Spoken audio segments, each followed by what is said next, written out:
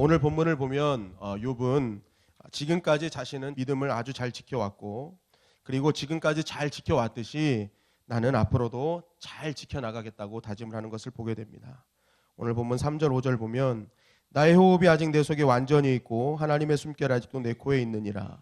결코 내 입술이 불의를 말하지 아니하며 내 혀가 거짓을 말하지 아니하리라.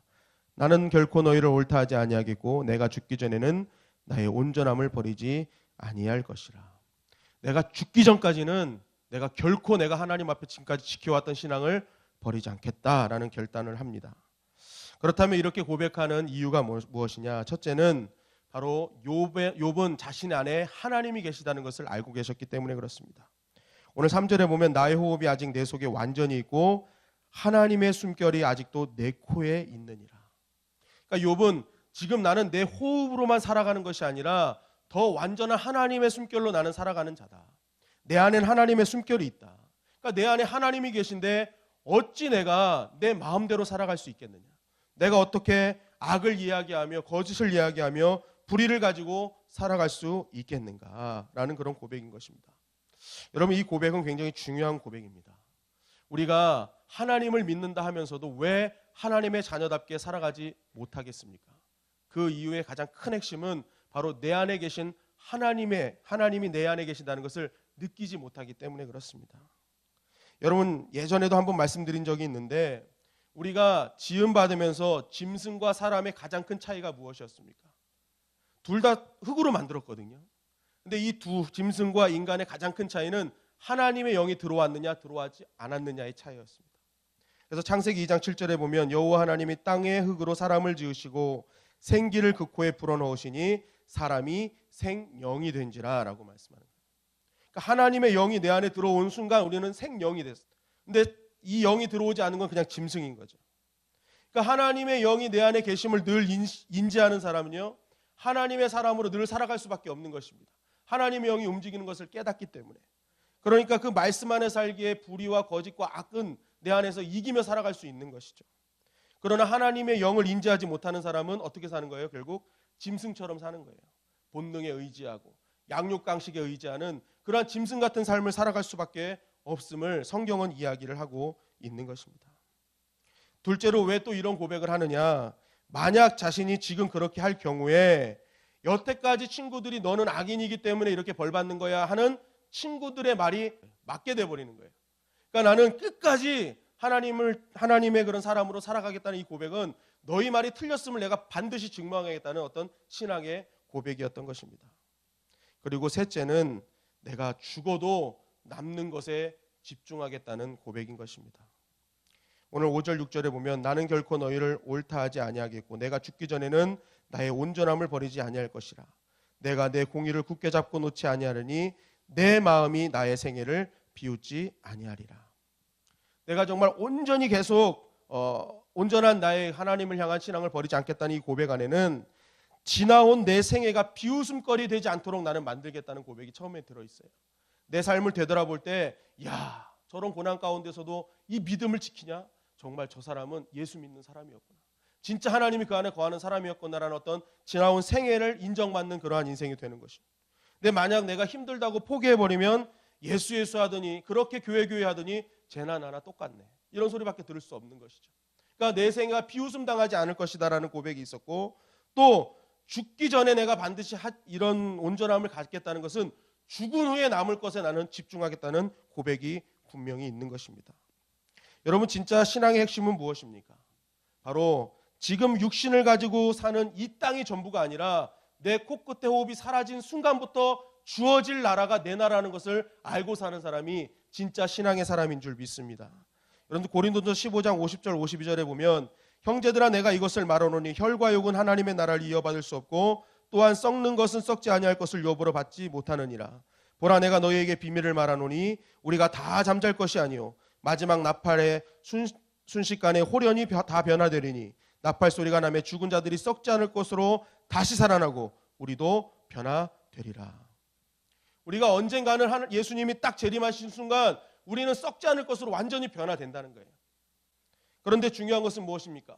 분명히 하나님의 말씀 우리가 앞으로 우리가 코끝에 호흡이 사라진 뒤에 예수 믿는 자가 받아야 될 영원한 나라가 있는데 많은 사람들이 그것을 성경 말씀과 주님의 말씀을 통해서 알려주셨음에도 불구하고 아직도 이 땅에서 썩어질 혈과 육에 투자하는 인생으로 살아가고 있다는 것입니다. 그런데 욥은 나는 그렇게 하지 않겠다는 거예요. 이 땅에 썩어질 이 나라에 투자하는 것이 아니라 나는 앞으로 영원히 나에게 주어질 그 나라를 위해서 살아가겠다는 믿음의 고백인 것이었습니다.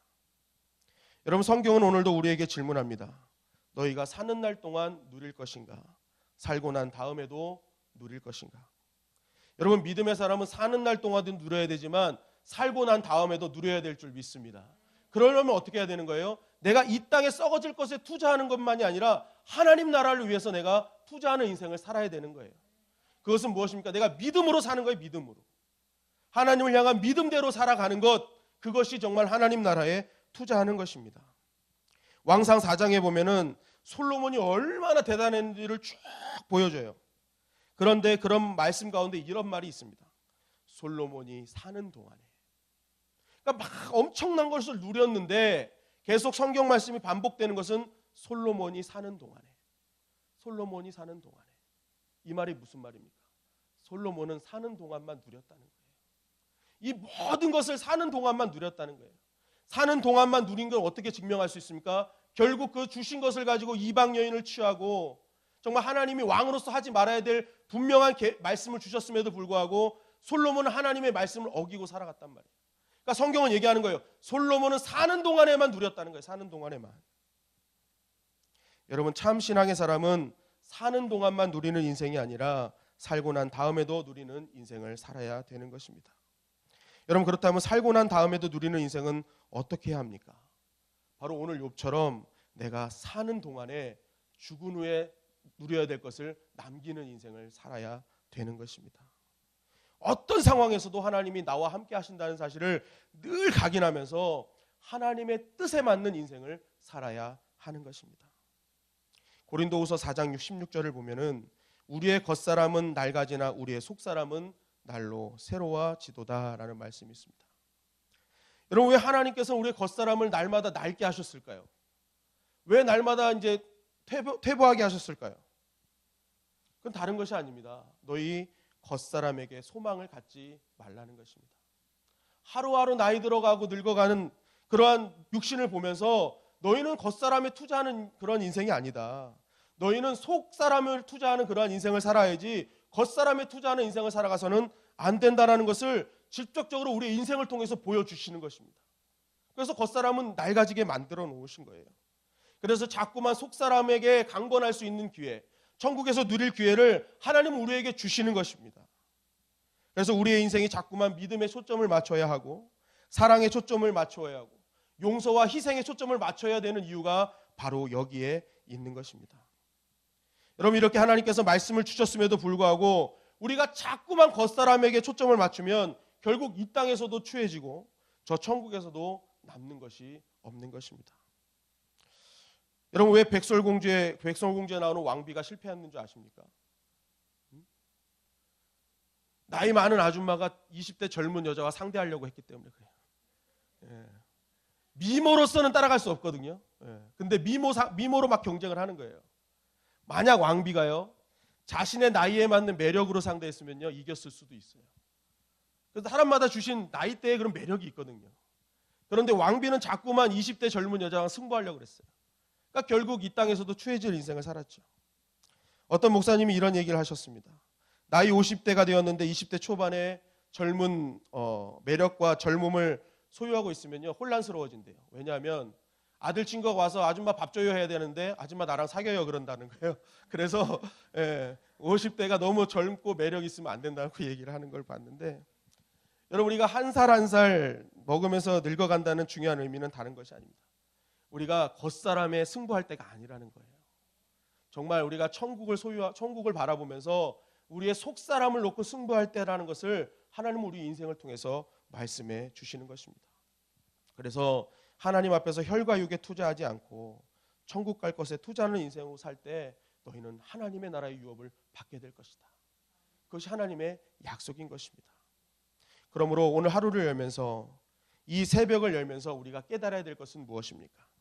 바로 우리의 겉사람은 오늘도 낡아졌다는 것을 인식해야 되는 것입니다. 우리가 눈을 떴다는 것은 벌써 하루가 또 지나갔다는 거 아닙니까? 여러분, 기독교 신앙 세계관은요, 하루를 깨어날 때 우리는 살려고 일어난 것이 아니라 죽으려고 일어났다는 것을 꼭 인식하고 계셔야 돼요. 우리는 언젠간 죽습니다. 그렇다면 오늘 하루가 지나고 또 깨어났다는 것은 이제 죽을 날이 가까워져 가고 있다는 거예요. 그러니까 한마디로 우리는 살려고 일어난 것이 아니라 이제는 죽으려고 일어난 거예요. 그럼 우리가 뭘 준비해야 됩니까? 사는 것을 준비하는 인생이 아니라 죽음을 준비하는 인생이 되어야 되는 거예요. 그럼 죽음을 준비하는 것은 무엇입니까? 저 천국을 위해 우리는 투자할 것을 투자하는 인생을 살아야 된다는 것입니다. 그렇다면 오늘 하루 우리가 어떻게 살아야겠습니까? 욥처럼 내가 온전히 하나님 앞에 살아야겠다는 신앙의 결단이 있어야 되는 것입니다. 내가 오늘 하루를 살다가 하나님께 가더라도 내가 이 하루를 하나님 나라에 남기는 인생, 정말 하나님 나라에서도 누릴 수 있는 인생을 살아가는 그러한 것들을 이 하루를 위해서 남기는 인생을 살아야 된다는 것입니다. 여러분, 우리의 오늘 하루는 또 낡아질 것입니다. 그러나 우리가 하나님 안에서 더욱더 하나님 뜻대로 살려고 할 때 우리의 속사람은 더욱더 새로워지고 강건하게 될 줄 믿습니다. 하나님 나라에는 우리가 더욱더 살아야 될 모든 것들을 하나님은 예비하시고 준비해 주실 줄 믿습니다. 그렇기 때문에 오늘 하루에 눈을 뜨면서 우리가 낡아졌다는 사실을 깨달을 때에 오늘 우리가 어떻게 살아야 되는지는 아주 명확해지는 것입니다. 내 안에 있는 하나님의 숨결을 인지하고 내가 이 하나님의 숨결이 인도하는 대로 살겠노라, 하나님의 영이 이끌어가는 대로 살겠노라는 그 믿음의 고백을 할 때에 우리의 인생은 더욱더 아름답고 복된 인생이 되어지게 될 줄 믿습니다.